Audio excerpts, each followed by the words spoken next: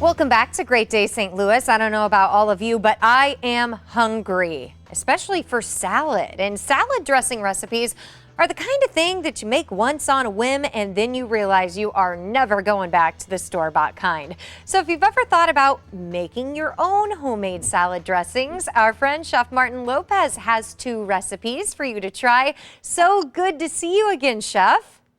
Hey, it's always good to see you too, Laura. And exactly like you just said, salad dressings are so simple to do because there are few ingredients and more likely you already have them in the fridge. So why not control what you're putting into your dressings? You make them as sweet as you want, you make them as thick as you need them.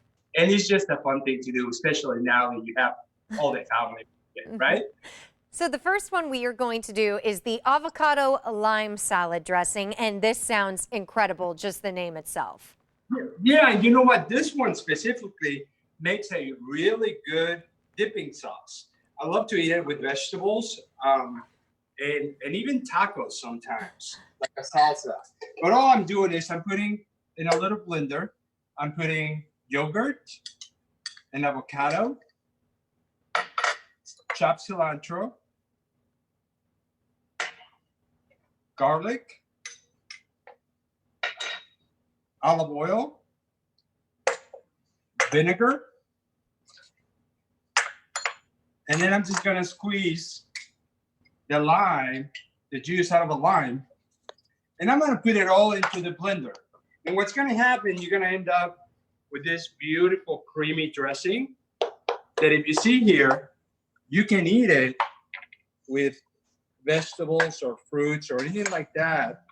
And it makes a really nice dipping sauce. Or if you make it a little bit thinner, you can add a little bit of milk or a little bit of water to make it a little bit runnier, and then makes an amazing, amazing dressing for yourself. My mouth is watering, and it's going to be watering for this next one too. You have a recipe for your own honey mustard dressing.